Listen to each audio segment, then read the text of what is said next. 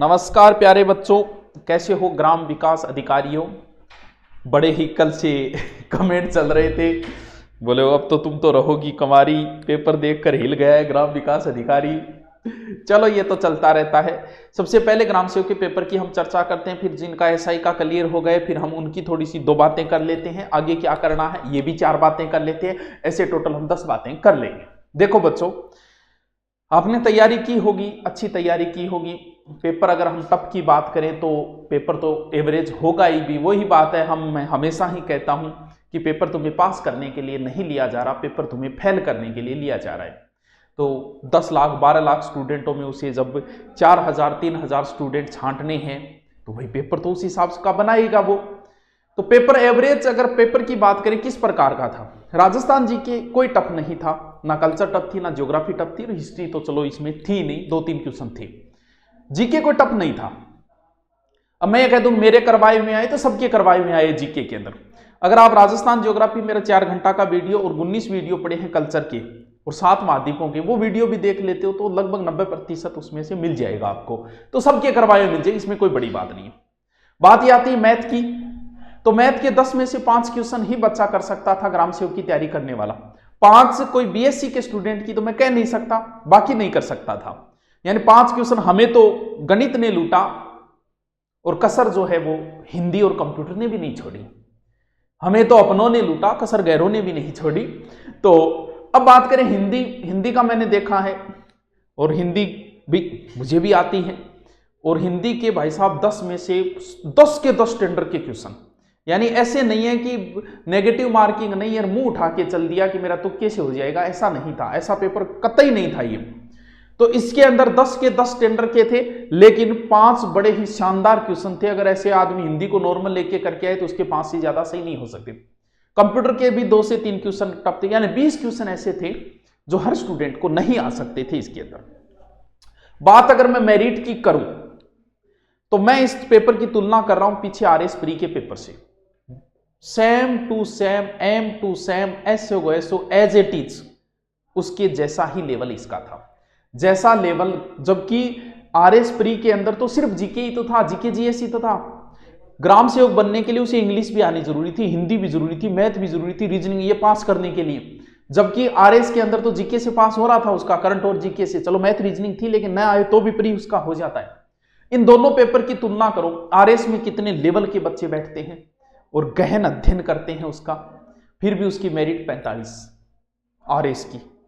पास कितने किए? मात्र 20,000, यानी 20 से 25,000 स्टूडेंटों में 45। यहां कह रहे हैं हम 1 लाख पास करेंगे, लगभग 1 लाख समथिंग पास बच्चे होंगे, यानी 70-80 हजार मान लो, लाख मान लो। तो तुम सोच सकते हो कि मेरिट क्या रहेगी। इसका मतलब मेरा यह मानना है, पहली बात, मेरिट का निर्धारण कोई अध्यापक कंफर्म नहीं कर सकता। ऐसे नहीं बोल सकता कि 58.70 रहेगी।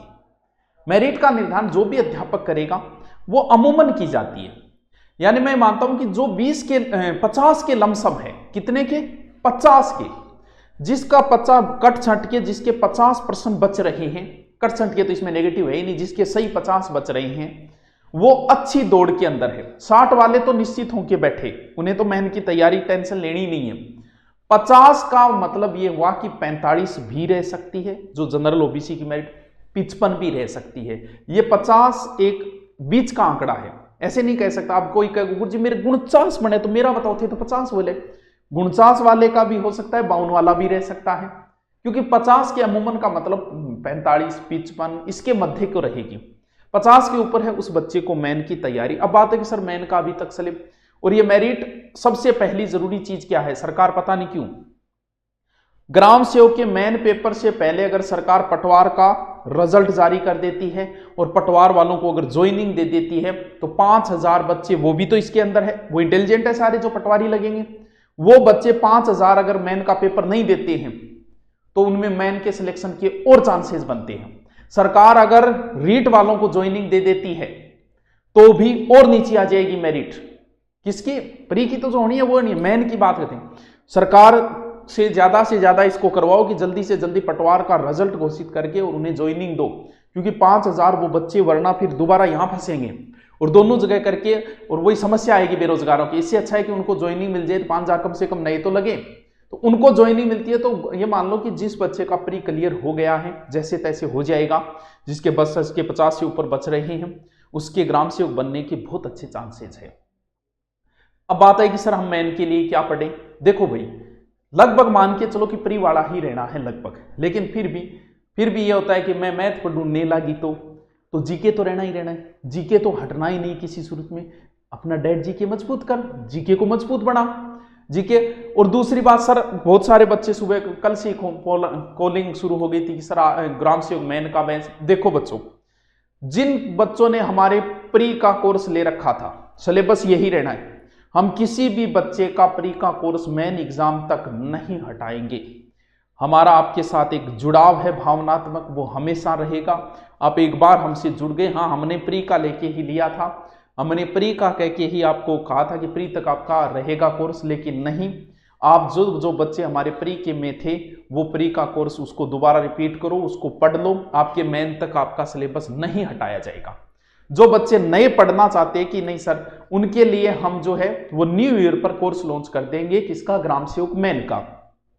और जो ऑफलाइन आके पढ़ना चाहते हैं, आप ये मत समझना कि मैं बोल रहा हूं, लेकिन हमारे जो बच्चे हैं, मैंने लगभग के पूछे, उनके 60 के लमसम बन रहे थे सबके, क्योंकि जीके इतना टफ नहीं था। जिसने थोड़ा सा भी हमें गहन थोड़ा सा भी पढ़ा है वो हमारा जीके सही करके आ जाएगा।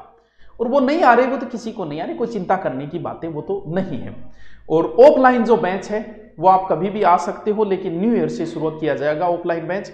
अब आप कहोगे सर ऑफलाइन में क्या पढ़ाओगे, अभी हम सिर्फ ऑफलाइन के अंदर मैथ, क्योंकि सोचते हैं मैथ लगभग रहेगी, तो एक जीके, ये दो चीजें पढ़ाएंगे। जैसे ही सिलेबस जारी हुआ, सिलेबस के अनुसार पढ़ाना शुरू कर देंगे। इतने से पहले तो आपके लिए खुशखबरी ये है कि हमारे जो ग्राम सेवक के बच्चे फ्री के थे, वो मैन तक इसी कोर्स को दोबारा पढ़ लो, बढ़िया गहन अध्ययन कर लो, ठीक है। अब आता है कि एसआई के बच्चे जिनका फिजिकल हो गए, तो वो एक तो इतना ऐसे क्यों करते हो सर, मेरा ग्राम सेवक में हो रहा है तो मैं एसआई फिजिकल का करूं, ग्राम सेवक, अरे भोला आदमी, एसआई फिजिकल में कौन सा टाइम लागे भाई, कौन सा टाइम खराब हुए, 1 घंटा ही तो देना है 24 घंटे में। सुबह तो 5 बजे उठ रहा है, 4 बजे शुरू कर दिया, 6 बजे उठ रहा है, 5 बजे, 1 घंटा देना है ओनली एसआई के फिजिकल को।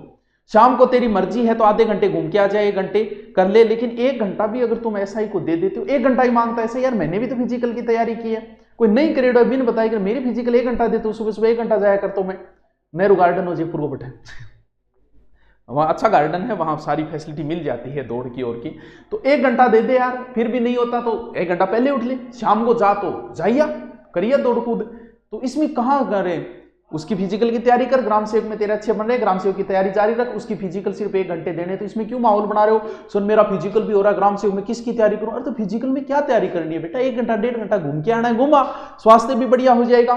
तो मैंने आपको बताया क्या, ग्राम सेवक वालों को वही रहेगा, जिसके 50 के लमसम बन रहे हैं वो मैन की बढ़िया तरीके से तैयारी करें। सर मेरो नहीं हो तो, अरे तो यार पढ़नो ही तो है, आगे भी पढ़नो तो तन है ही, तू सोच के मेरो वेगो तैयारी जारी रख, नहीं होयो तो कोई बात नहीं होयो तो गठन गठन पढ़ाई तो काम आवेगी, आगे पुलिस को पेपर देना है और पेपर देने बट काम आ जाएगी, इससे क्या फर्क पड़ता है। तो मैं ये मानता हूं कि अरे भाई नीचे आएगी, 50 का जनरल ऑफिस बताई तो नीचे ये मानो 50 के लमसम ही मानो 45 रह सकती है, 42 रह सकती है, 52 रह सकती है, जिसके 50 बच जाते हैं वो बढ़िया तरीके से तैयारी करें, शानदार। सर आप पढ़ा नहीं रहे हो, मैं क्या पढ़ाता आप बताओ, ज्योग्राफी पूरी मैंने डाल दी थी, कल्चर पूरी डाल दी थी, आपके ग्राम सेवक में वही तो चाहिए थी। लास्ट टाइम में मैं यहाँ आके क्यों टाइम खराब करूं आपका, इसलिए मैंने लास्ट 1 महीना आपका टाइम खराब बिल्कुल भी नहीं किया।